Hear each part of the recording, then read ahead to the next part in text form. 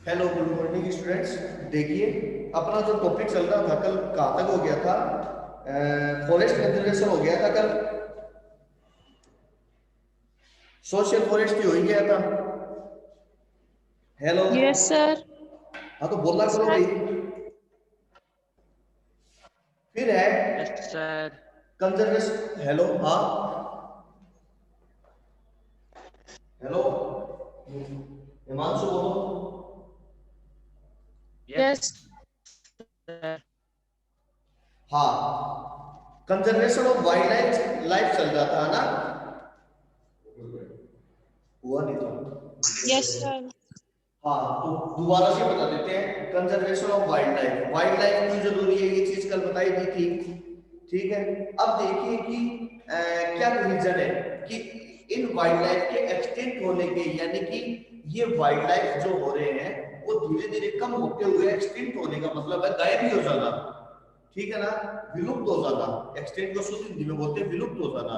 कि कोई भी चीज है, ठीक है, जैसे कि पहले डायनासोर हुआ करते थे, तो डायनासोर धीरे धीरे एनवायरनमेंट में चेंज हुआ।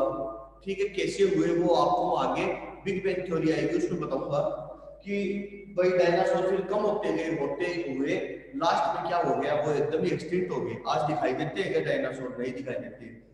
ठीक है, तो इसमें देखिए, यानी कि इनके एक्सटिंक्ट होने का कारण क्या है। अब इनके एक्सटिंक्ट होने के कारण दो प्रकार के हैं।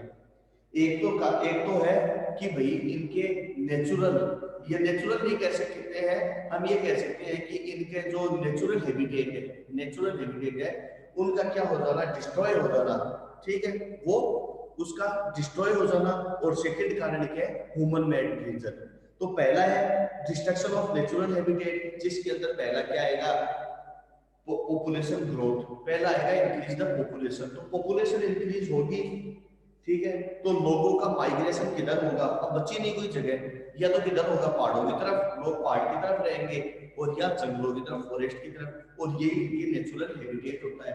तो नेचुरल हैबिटेट यही होने के कारण, इसी कारण से क्या होगा कि ह्यूमन और वाइल्ड लाइफ के बीच में क्या चलती है, हमेशा स्ट्रगल चलती है, लड़ाई चलती है। और हर बार जीतता कौन है, कौन जीतता है भाई? ह्यूमन। क्यों? क्योंकि वाइल्ड लाइफ के पास पावर है तो ह्यूमन के पास ब्रेन है, तो जीतता ह्यूमन ही है।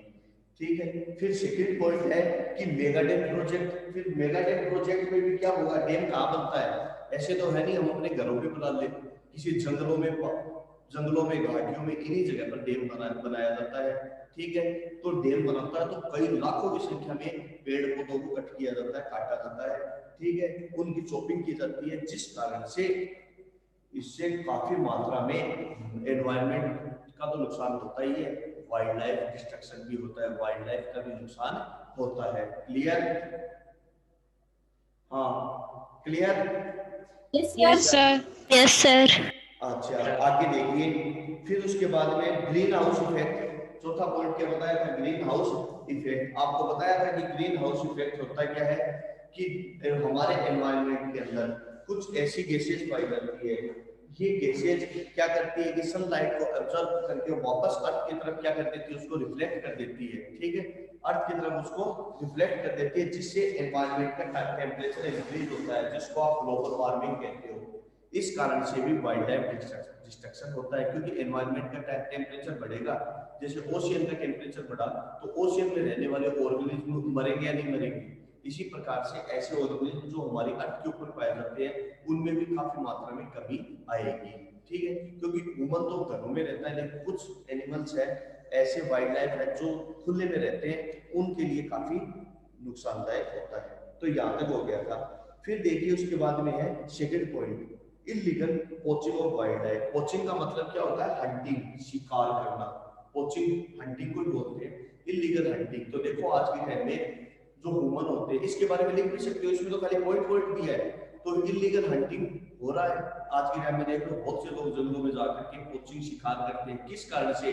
पैसों के लिए। कैसे? जैसे हाथी, हाथी का शिकार करते हैं, किसके लिए? उसके दांत के लिए, इसलिए करते हैं। ठीक है, शेर, लोयन का शिकार किस किस कारण से करते हैं भाई? उसकी स्किन के लिए।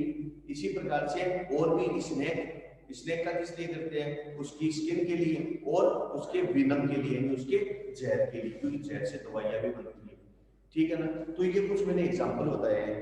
इसी प्रकार से स्टडी पॉपुलेशन, तीसरा थर्ड पॉइंट पॉपुलेशन। जैसे जैसे पॉपुलेशन बढ़ रही है लोगों की जरूरतें भी बढ़ रही है, ठीक है। तो अभी आपको बताया था कि जैसे पॉपुलेशन बढ़ेगी लोगों को माइग्रेशन किस साइड में होगा, जंगलों की साइड, फॉरेस्ट या हिल्स के ऊपर उनका माइग्रेशन होगा, और माइग्रेशन उस साइड में होने के कारण उनके बीच में लगातार स्ट्रगल चलेगी, ठीक है। लोग क्या करेंगे, फॉरेस्ट कटिंग करेंगे, पेड़ों को काटेंगे, और पेड़ों को काटेंगे तो यानी उसे आप शॉर्ट में कह सकते हो डिफॉरेस्टेशन, डिफॉरेस्टेशन होगा, जिस कारण से क्या होगा, उसमें रहने वाले ऑर्गेनिज्म भी खत्म हो जाएंगे। फिर है struggle between human and wild life. ये चीज लगातार आज भी चल रही है, ये चीज आज भी हमें देखने को मिलती है कि जैसे जैसे पॉपुलेशन इंक्रीज हो रही है तो ये ऑर्गेनिज्म बेचारे करें क्या, वाइल्ड लाइफ, इनका माइग्रेशन हमारी तरफ हो रहा है, क्योंकि इनमें बुद्धि तो है नहीं, इनको पता नहीं है कि कितना बड़ा खतरा मोल रहे हैं। जैसे अपने घरों के पास में मान लो कोई बाड़ा है, उसमें सांप है, तो लोग क्या करेंगे, उस बाड़े में नया मकान बनाएंगे, तो वो सांप बेचारा क्या करेगा, वो हमारी साइड भी आएगा, और वो गलती से हमारे घर में आके वो छुप के बैठा है। हालांकि ये बात सही भी है, कई बार वो खा भी जाता है, लेकिन और कई सांप ऐसे भी होते हैं जिसमें जहर नहीं पाया जाता, फिर भी हम सोचते क्या पता खा जाएगा, और हम उसको मार देते हैं। हालांकि गवर्नमेंट ये कहती है कि सांपों को कभी मारो नहीं, जहां तक हो सके एज पॉसिबल उसको पकड़ के, ठीक है, और उसको जंगल में छोड़ दिया तो, लेकिन हम उसको मार देते हैं। इसी प्रकार से और भी एग्जाम्पल देखने को मिलता है, कई बार देखो बघेरे भी आ जाते हैं, कहते हैं ना गाँव में बघेरा आ गया, चित्ता आ गया, तो गाँव वाले क्या करते हैं, लकड़ियों से उसे मार मार करके, लकड़ियों से पीट पीट के उसे मार देते हैं। हालांकि बघेरा किसी को नुकसान नहीं पहुंच सकता है, लेकिन वो अटैक कब करता है, उसको ये लगता है कि हाँ मेरे ऊपर अब खतरा है, ये लोग मेरे को मारेंगे, इसलिए वो अटैक कर देता है, ठीक है ना। तो उस चीज को छोड़ो, इतना डिटेल में देख जाएंगे। तो ये हो गया cause of extinction of wild life. अब देखिए फिर उसके बाद में एक इंस्टीट्यूट है, उसका नाम है IUCN, IUCN, ध्यान रखना इसका full form international union of conservation of nature. इसका फुल फॉर्म है क्या है भाई, international union of for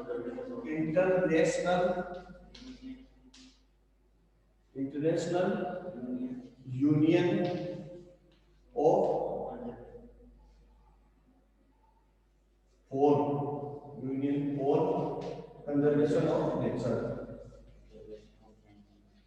conservation of nature, of यहाँ फॉर नेचर, ठीक है। इसने क्या किया कि एक भाई अब कोई वाइल्ड लाइफ धीरे धीरे खत्म होता जा रहा है, तो उसका हमें रिकॉर्ड तो रखना पड़ेगा, अगर रिकॉर्ड नहीं रखेंगे तो हमें पता ही नहीं चलेगा, ठीक है। और वो अर्थ के लिए भी नुकसानदायक है, क्योंकि जितनी ज्यादा स्पीशीज रहे उतना ही ज्यादा बेटर होता है। तो इसके लिए देखिए एक बुक शुरू की, उसका नाम है रेड डेटा, ठीक है, उसका नाम है रेड डेटा बुक, ठीक है ना। तो देखिए इसने रेड डेटा बुक की, इस रेड डेटा बुक में 5 प्रकार की स्पीशीज के नाम दिए हैं, स्पेशली तो एक्सटिंक्ट होने वाली स्पीशीज के नाम है, लेकिन इसमें 5 प्रकार की, मतलब कि उसकी नंबर के हिसाब से ऑर्गेनिज्म की, जो ऑर्गेनिज्म कम हो रहे हैं उनकी बात चल रही है, जो ऑर्गेनिज्म धीरे धीरे क्या हो रहे हैं, कम हो रहे हैं, उनके नंबर के हिसाब से इसको 5 पार्ट में डिवाइड किया गया है। और ये 5 पार्ट में जो डिवाइडेशन है वो देखिए इस रेड डेटा बुक में है, और कौन कौन से हैं उसको आप ट्रिक से पढ़ना, ऐसे समझ में नहीं आएगा, अभी ये चीज मैं आपको ट्रिक से समझाऊंगा, ठीक है ना। अब देखना कैसे, तो IUCN का फुल फॉर्म याद रखना, international union for conservation of nature, ठीक है ना, गलती से लिखा गया फॉर कंजर्वेशन ऑफ नेचर। तो इसमें कौन कौन सी स्पीशीज में ऑर्गेनिज्म को डिवाइड किया गया है उसके बारे में देखिए। जैसे सबसे पहले है एक्सटिंक्ट, ठीक है, पहला है एक्सटिंक्ट, फिर है एंडेंजर्ड, फिर वल्नरेबल। तो देखिए सबसे पहला है एक्सटिंक्ट, एक्सटिंक्ट स्पीशीज, सेकंड है वल्नरेबल, स्पीशीज। नेक्स्ट है endangered species, very good. Third है एंडेंजर्ड स्पीशीज और फोर्थ है रेयर स्पीशीज, रेयर स्पीशीज और 5 है अननोन होगा, अननोन स्पीशीज, अननोन स्पीशीज। ये इसको 5 पार्ट में डिवाइड किया गया है। अब इसको ऐसे समझ लो, इसको याद रखने का तरीका देखो, सबसे सिंपल रहेगा। इनकी डेफिनेशन स्टूडेंट बहुत सिंपल रहेगी। हेलो ऑनलाइन स्टूडेंट सुन रहा है क्या? Yes, sir. अब ध्यान से समझना, इसको ये मैं ट्रिक से करवा रहा हूँ क्योंकि इनकी डेफिनेशन याद नहीं रहती है। होता क्या है, कई बार इसकी जगह इसकी बोली जाती है, इसकी जगह इसकी बोली जाती है। ठीक है, इतना रटने की जरूरत नहीं है, बस जो ट्रिक बता रहा हूँ वैसे ही समझ लो इसको। ठीक है, इसको आप ऐसे समझ लो,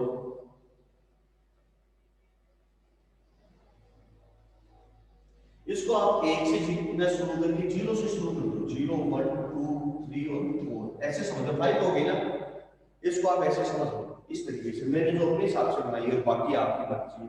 तो ऐसे समझ लो कि एक्सटेंट क्या होती है, जो 0 है। एग्जाम में 0 मत लिख देना, ये तो मैंने ऐसे समझने के लिए बताई है। एक्सटेंट है जो 0 है, वल्नरेबल वो है जिसकी संख्या कम है, अगर ध्यान नहीं दिया तो वो एक्सटेंट हो जाएगी। ठीक है, फिर एंडेंजर्ड, अगर एंडेंजर्ड क्या है, जिसकी संख्या कम है, अगर ध्यान नहीं दिया तो वल्नरेबल या एक्सटिंक्ट हो जाएगी, यानी ऊपर वाले की तरफ जाते रहो।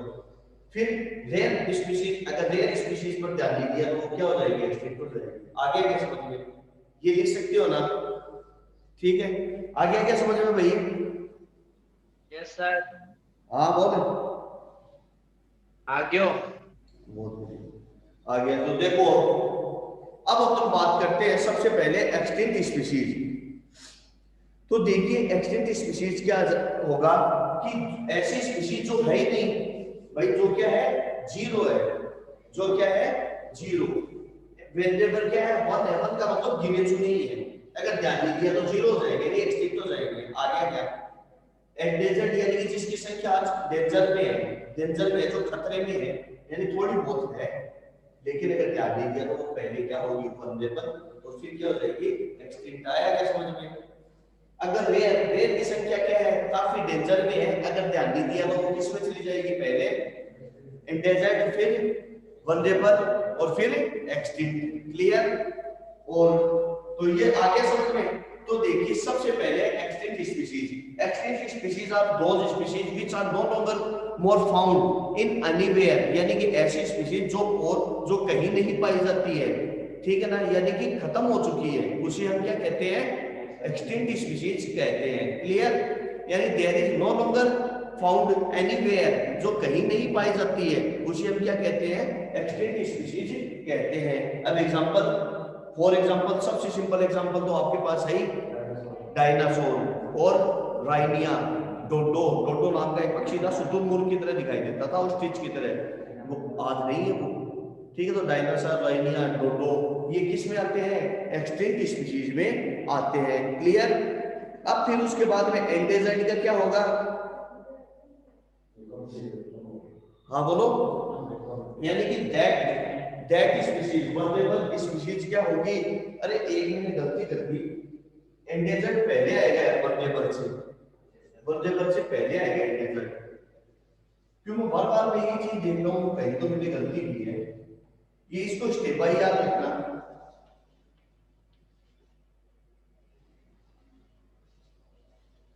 एंडेंजर्ड ये है वल्नरेबल, वल्नरेबल स्पीशीज। अब देखो एंडेंजर्ड स्पीशीज यानी that species which are in a danger, which are in a danger, but if suitable step are not taken, if there is suitable step are not taken, then it goes in extinct. Extinct species, यानी कि ऐसी species जो आज किस में है, danger की सीमा पर है, डेंजर के निशान पर है, यानी कि जिसकी नंबर क्या है, बहुत कम बचे हैं। यदि इसके ऊपर ध्यान नहीं दिया गया, इसके नंबर ऐसे ही कम हुए तो आने वाले टाइम में क्या एक्सटिंक्ट हो जाएगी, यानी साफ हो जाएगी। ये स्पीशीज नहीं रहेगी, केवल क्या बचेगा, इसका नाम रहेगा। क्लियर?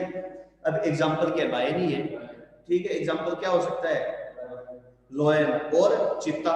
आज गिने चुने लायन और चीता बचे हैं, आपको पता है, ठीक है। लेकिन आज लायन बच्चे बड़े हैं थोड़े, गवर्नमेंट ने बहुत ध्यान दिया इसके ऊपर, ठीक है ना। तो इसका एग्जांपल क्या जाएगा, लायन और चीता। चीता एक तो टाइगर होता है, एक चीता जो होता है ना, उसको छोटे छोटे धब्बे से होते हैं इस पर, स्पॉट से, वो है चीता, ठीक है। नेक्स्ट है वल्नरेबल स्पीशीज। बोलो ये क्या हो सकता है, हो सकता है,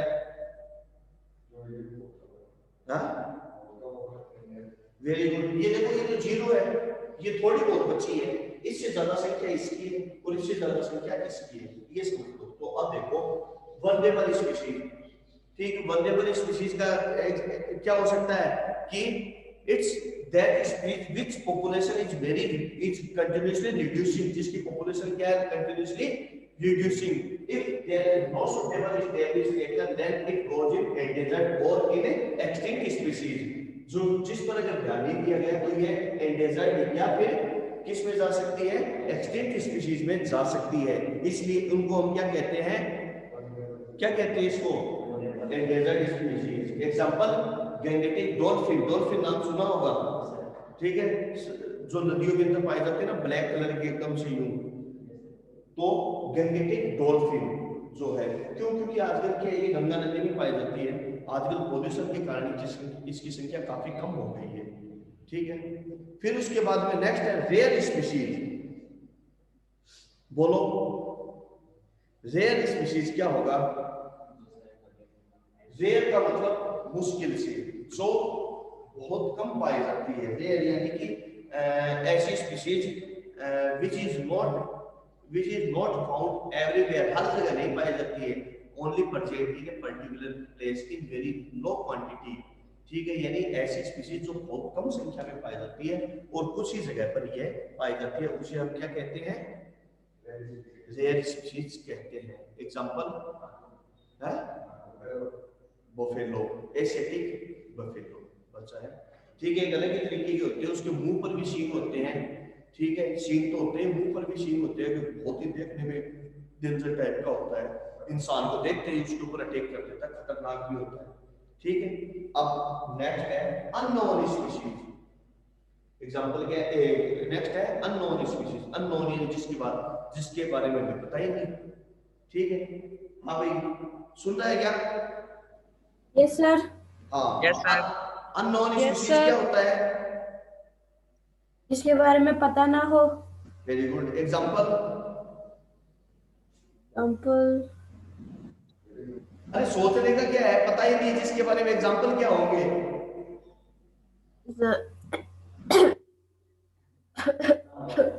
अरे मैं ये बोल रहा हूँ कि जब जिन स्पीशीज के बारे में हमें पता ही नहीं तो उसका एग्जांपल क्या देंगे? Yes sir. तो देखिए अननोन स्पीशीज, तो देखिए इसके बारे में मैं आपको बताता हूँ कि आज काफी मात्रा में लगभग 40 लाख के करीब टाइप की स्पीशीज अभी तक डिस्कवर हो गई है, खोजी गई है, और माना जाता है कि अभी भी काफी मात्रा में स्पीशीज खोजी जानी बाकी है। बहुत सी स्पीशीज तो आज खोजी नहीं गई है, जिसके बारे में धीरे धीरे खोज चल रही है, तो उनको किसने रखा है, अननोन स्पीशीज में रखा गया है, ठीक है ना। लेकिन अब उसका एग्जांपल तो कुछ हो ही नहीं सकता क्योंकि पता ही नहीं उनके बारे में। तो जैसे जैसे वो स्पीशीज डिस्कवर हो रही है, ठीक है, वैसे वैसे वो अननोन में, अननोन से किस में आती रहेगी, इन्हीं में आती रहेगी। क्लियर? कोई दिक्कत? तो ये है इंपॉर्टेंट है स्पीशीज के बारे में। सबसे पहली कौन सी है, एक्सटिंक्ट। एग्जांपल क्या हो जाएगा, ठीक है। सेकंड क्या है, एंडेंजर्ड। एग्जांपल क्या हो जाएगा, लायन और चीता। थर्ड क्या है, बोलते रहो भाई साथ साथ, थर्ड क्या है, वल्नरेबल। वल्नरेबल का एग्जांपल क्या हो जाएगा, गैंगेटिक डॉल्फिन। फोर्थ क्या है, rare species. Rare species. Example क्या हो जाएगा, very good, Asiatic buffalo. Clear? फिर उसके बाद में देखिए, अब इन वाइल्ड लाइफ को के प्रोटेक्शन के लिए गवर्नमेंट कुछ प्रोग्राम चला रही है। तो उन्होंने इनके प्रोटेक्शन के लिए क्या क्या किया है, देखिए इनके प्रोटेक्शन के लिए क्या क्या किया है। नेशनल पार्क खोले हैं, ठीक है। इसके अलावा क्या कर, नेशनल पार्क है, सेंचुरी है, जू है, ठीक है, क्योंकि यहीं पर ये प्रोटेक्ट रह सकते हैं, जंगलों में तो कोई छोड़ेगा नहीं इन लोगों को। तो ये चीजें इन लोगों के लिए खोली है। इसके अलावा बायोस्फीयर रिजर्व खोला है। तो ये क्या क्या होते हैं ये आपको बताता हूँ। सबसे पहले नेशनल पार्क, ठीक है, पहले क्या आता है, नेशनल पार्क। नेशनल पार्क क्या होते हैं, नेशनल पार्क वो होते हैं जिसके अंदर वाइल्ड लाइफ को क्या किया जाता है, क्या किया जाता है, वाइल्ड लाइफ को वहां पर सेफ के साथ वाइल्ड लाइफ रहते हैं, ठीक है, वाइल्ड लाइफ को वहां पर रखा जाता है। इसके अलावा जो कोई भी प्राइवेट कंपनी है वो अपने प्राइवेट ऑब्जेक्ट के लिए वहां नहीं जा सकती है, ठीक है। यह किस, ठीक है, और इनको खोला क्यों गया है, ताकि टूरिज्म को इंक्रीज करने के लिए, जो टूरिस्ट होते हैं उनको दिखाने के लिए, उनको नेचर के साथ जोड़ने के लिए, उनको यह मैसेज देने के लिए कि नेचर के साथ जोड़ो, वाइल्ड लाइफ से प्रेम करो, लव करो उनके साथ, ठीक है, उनकी प्रोटेक्शन करो। क्लियर। अब देखिए कुछ नेशनल पार्क आपको बताए गए हैं, जैसे इंपॉर्टेंट है कांजीरंगा नेशनल पार्क आसाम, ये बहुत बार पूछा जाता है। रणथंबोर और केला देवी भी काफी बार पूछा जाता है, ठीक है। तो इनको मैं वैसे ही याद करवाता हूँ आप लोगों को, एक लास्ट की क्लास लेकर के इस पेपर को अपन बिना देखे बोलेंगे। Clear, okay online? Yes sir. है ना। तो मैं सोच रहा हूँ कि अपन लास्ट के अंदर है ना एक क्लास लेकर के, और ये जो टेबल है ना इनको बिना देखे बोलेंगे, याद हो जाएगा नहीं हो जाएगा? यस सर, हो जाएगा। हाँ, तो ऐसे ही करेंगे, ठीक है ना। तो इसलिए एक बार इसको ज्यादा नहीं छेड़ते हैं। फिर नेक्स्ट आता है सेंचुरी, फिर सेकंड है सेंचुरी। आगे भी आएगा, 19 का चैप्टर है ना, ध्यान रखना उसमें भी ये, और ये वापस आएगी घूम के दोबारा है, ठीक है। तो देखिए सेंचुरी क्या होता है, सेंचुरी वो होता है कि जिसके अंदर एक जंगल ही होता है, ठीक है ना। क्या होता है, सेंचुरी एक तरह से जंगल फॉरेस्ट ही होता है, जिसके अंदर जो जानवर होते हैं ना, एनिमल्स होते हैं, वाइल्ड लाइफ, उनको खुला छोड़ दिया जाता है। उसमें खुद ही वो शिकार करो अपने हिसाब से, जैसे जंगल के अंदर करते हैं। बस अंतर क्या है कि जंगल के अंदर क्या कर सकते हैं, पोचिंग वगैरह होती है, वहां पर हंटिंग होती है, इनका अवैध शिकार हो सकता है, इलीगल पोचिंग, लेकिन वहां नहीं कर सकते। उसको पूरी तरफ से तारबंदी की हुई रहती है, ठीक है ना। तो उसमें लोग जा सकते हैं ओनली टूरिस्ट के लिए, ऐसे नहीं जा सकते। अगर आप वहां पर घूमने के लिए भी जाओगे तो आपको एक प्रोटेक्शन के लिए एक बस देंगे, ऐसे नहीं जा सकते, क्योंकि वहां पर जानवर खुले रहते हैं, शायद अटैक भी कर सकते हैं। तो सेंचुरी ये होती है जिसके अंदर पूरा का पूरा नेचुरल एनवायरनमेंट ऑर्गेनिज्म को प्रोवाइड कराया जाता है, जिसमें आप जा सकते हो, प्रकृति का आनंद ले सकते हो, लेकिन उसमें इलीगल पोचिंग नहीं कर सकते हो, ठीक है ना। यानी कि वहां की किसी चीज को यूज नहीं कर सकते हो आप। फिर उसके बाद में नेक्स्ट है, अब ये थोड़ा ना कि वहां जा रहे हो दिख गए ये ले, ठीक है, जैसे सलमान खान बन गए, ठीक है, फट से उसकी गोली मार दी, ऐसा नहीं कर सकते आप। वहां पर किसी जानवर को आप, जैसे कि नेशनल पार्क है उसमें अलग अलग प्रकार के ऑर्गेनिज्म रहते हैं, जैसे काजीरंगा गेंडे के लिए प्रसिद्ध है, तो वहां पर उनको आप परेशान भी नहीं कर सकते। कई बार बच्चे क्या करते हैं, डंडी लेकर के वो पिंजरे में रहते हैं, उनके ऐसे मारते हैं, ऐसा नहीं कर सकते आप, ठीक है। फिर उसके बाद में बायोस्फीयर, यहाँ पर तो आ गया समझ में सेंचुरी, कोई दिक्कत? No sir. थर्ड है बायोस्फीयर।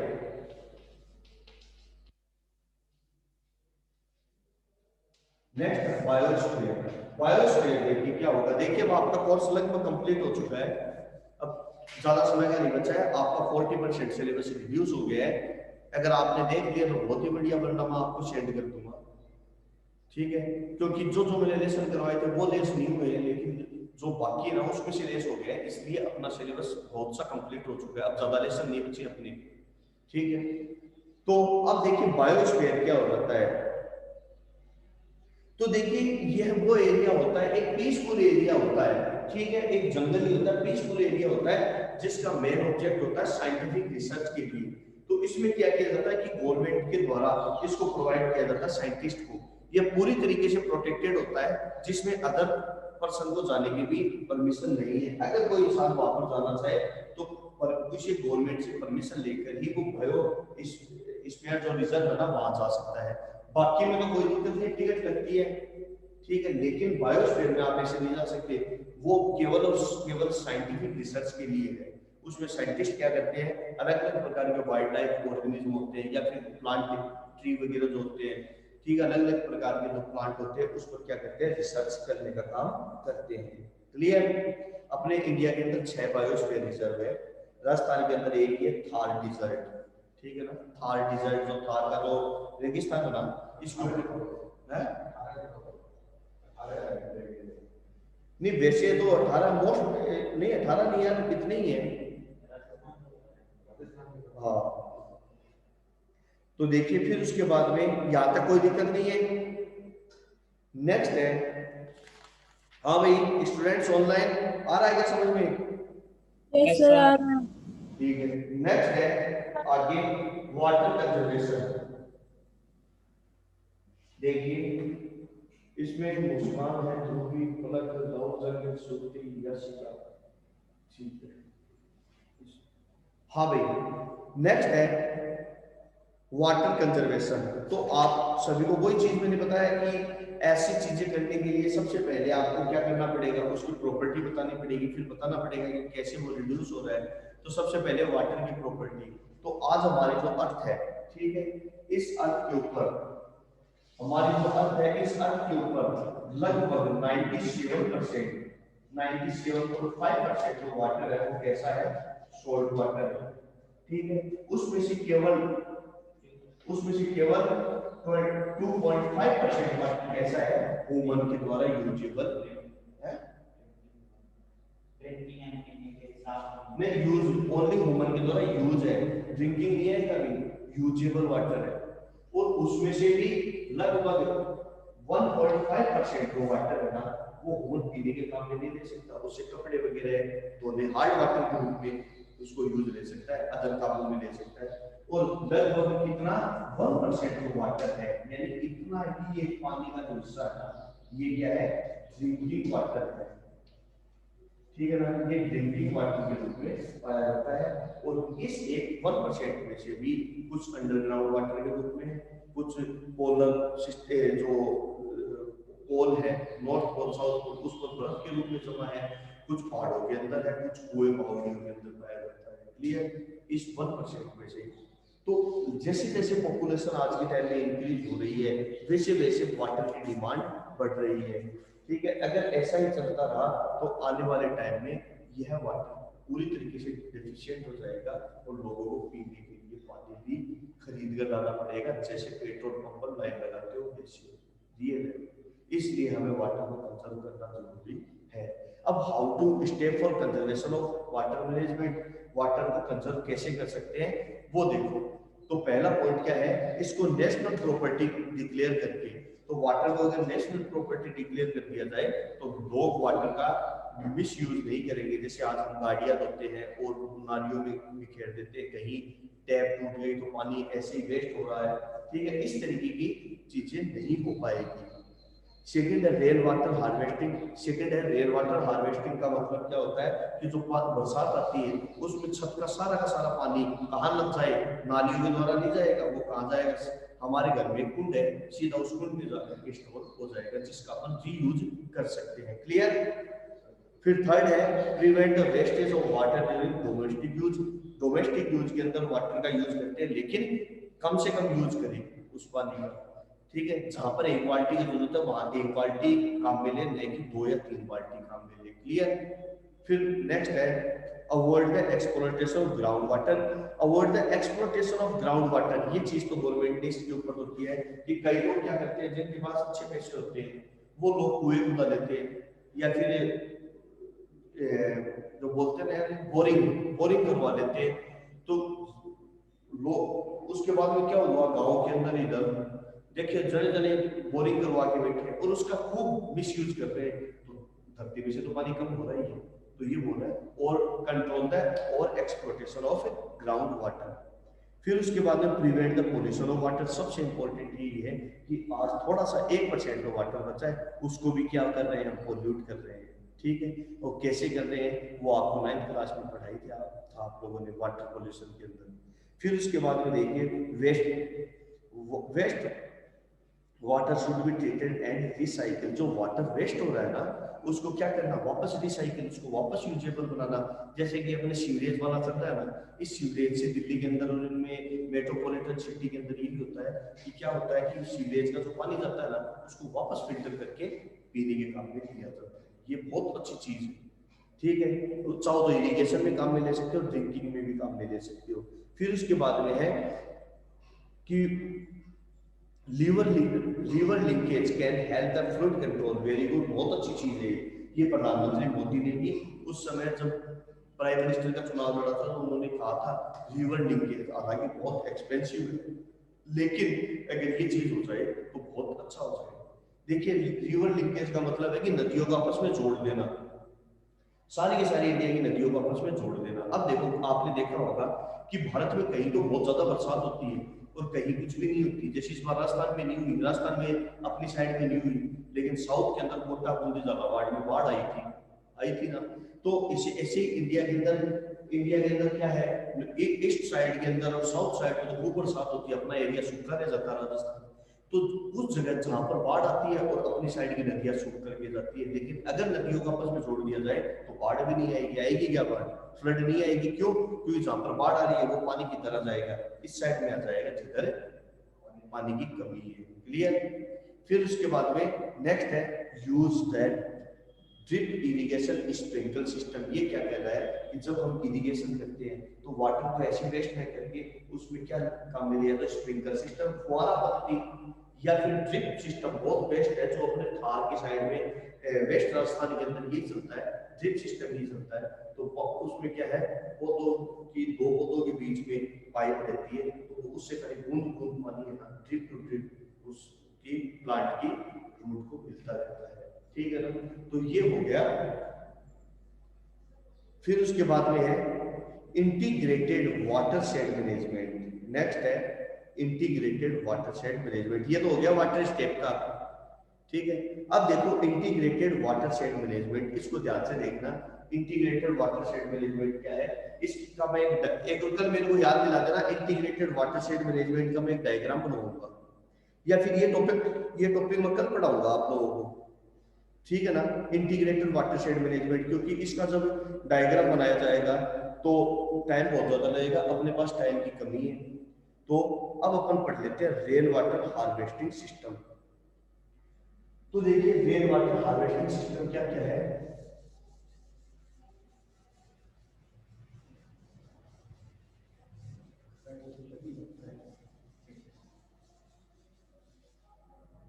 तो देखिए रेन वाटर हार्वेस्टिंग सिस्टम में कि रेन वाटर हार्वेस्टिंग सिस्टम मतलब कि जब बरसात का जो पानी है उसको रोकना, उसको स्टोर करना, क्या कहलाता है, रेन वाटर हार्वेस्टिंग सिस्टम कहलाता है।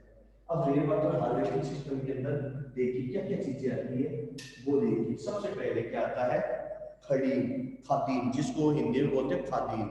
ठीक है ना, और इंग्लिश में क्या बोलते हैं, नहीं हिंदी में बोलते हैं खड़ीन और वैसे बोलते हैं इंग्लिश में खादीन। ठीक है, तो सबसे पहला आता है खादीन। खादीन क्या होता है, देखिए बोलो भाई आप, खड़ीन भी बोल सकते हो इसको, बोलो। खादीन राजस्थान की हो, पता है एसएसटी में पढ़ा हुआ है। राजस्थानी लोगों को खादीन किसे बोलते हैं? हाँ, ऑनलाइन कोई बताएगा?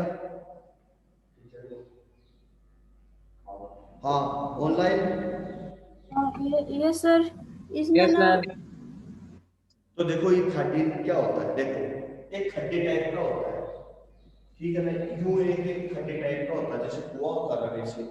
तो जिसके अंदर क्या होगा कि एक साइड से पानी आता है, ठीक है, दूसरी साइड यहाँ पर क्या होती है, कच्ची दीवार होती है, तो बाकी जो दो साइड है वहां पर ईंट की पक्की दीवार बनी हुई होती है। क्लियर? तो वो क्या होता है, खादीन होता है। ये चीजें rain water harvesting system.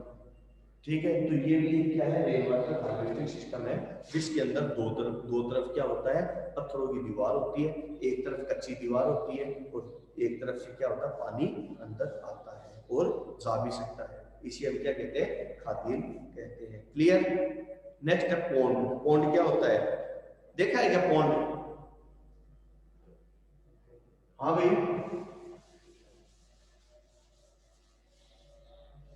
Hello, क्या होता है तालाब?